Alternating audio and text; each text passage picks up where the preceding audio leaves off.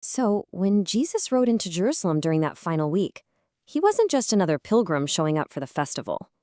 No, he arrived as a challenger, ready for a final, very public showdown with the city's ruling powers, right on their home turf, the temple itself.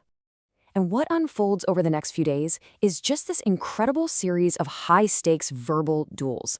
And we're not talking friendly debates here. This was a full-on battle of wits that would, in the end, absolutely seal his fate. So first, let's just set the scene here, because this whole thing kicks off with what was basically a hostile takeover. Jesus doesn't just, visit the temple. He storms in, he clears out the money changers, and he pretty much commandeers the space. For the temple authorities, this was nothing short of an insurrection. And that brings us right to round one, the question of authority. Unsurprisingly, the establishment, I'm talking the chief priests, the scribes, the elders, they marched right up to him.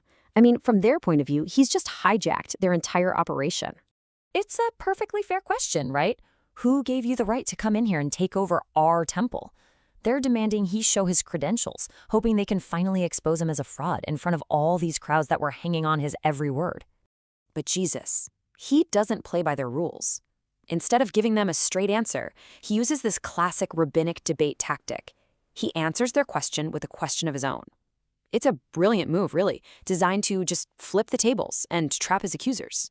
He asked them, okay, John the Baptist, was his authority from heaven or was it from man? Now, this puts them in a completely impossible position. You can see the dilemma right here. If they say John's authority was from God, Jesus is going to come right back with, so why didn't you believe him? But if they say it was just from man, they risk getting stoned by the crowd who all believe John was a prophet. They are totally cornered. Their only move is to say, we don't know, which completely shreds their own authority and shuts them down. Round one goes to Jesus. So we move into round two, and you can see a real shift in tactics. Jesus, having won that opening round, he presses his advantage with a pretty dark parable. Meanwhile, the leaders, they realize that a direct fight isn't working, so they switch to something way more sinister and covert. They send in spies. He tells this story to the crowd, but everyone knows it's aimed right at the leaders. An owner sends servants to collect some fruit from his tenants, but the tenants beat the first servant, they shame the second, and they wound the third. So finally, the owner sends his own beloved son, thinking, surely they'll respect him. Instead, the tenants kill him so they can steal the inheritance. Jesus finishes with this quote, and the message is just chillingly clear. The tenants are the leaders, the owner is God, the servants are the prophets, and he is the son they're all plotting to kill. He's telling them to their faces, your rejection of me won't lead to my defeat, it's going to lead to your own destruction. Well, the leaders understand the parable perfectly, and they are furious, but they're too afraid of the crowd to arrest him publicly. So they send in these spies who approach him with all this flattery, pretending to be sincere followers, all just to set him up with a killer gotcha question. And this was the perfect political trap. See, paying taxes to Rome was a huge contentious issue, so the spies figured they had him cornered. There was just no right answer. And this just shows you how brilliant the trap was. If Jesus says, yes, pay the tax, he looks like a Roman sympathizer, a traitor to his own people. But if he says, no, don't pay it, well, now he's committed treason, and they can hand him right over to the Roman governor. It really looked like a flawless checkmate. But Jesus sees right through their craftiness. He asks them for a Roman coin, which is a subtle move in itself, pointing out that they're the ones carrying the empire's currency. He points to the image on it and then delivers this masterful line. It completely sidesteps the trap, gives this really profound answer about our loyalties, and leaves the spies and their bosses publicly shamed and speechless. The crowd was just amazed. And now we get to round three, the resurrection riddle. With the scribes and priests totally defeated, a new challenger steps forward. The Sadducees. And these guys are the intellectual heavyweights, and they come armed with what they believe is a completely unbreakable logical paradox.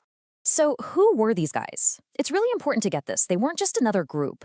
They were the elites of the elite, the wealthy priests who basically ran the temple. They were the establishment's establishment. And their theology was really different from the other Jewish groups. They were politically cooperative with Rome. And here's the most important part for this debate.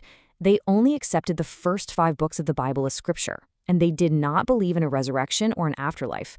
Their entire worldview was built on denying the very thing Jesus taught. So they pose this riddle. It's actually based on a real law from the Torah about a brother marrying his deceased brother's widow. But by stretching it out to 7 brothers, they're just trying to make the whole idea of a resurrected life sound like a chaotic and ridiculous soap opera.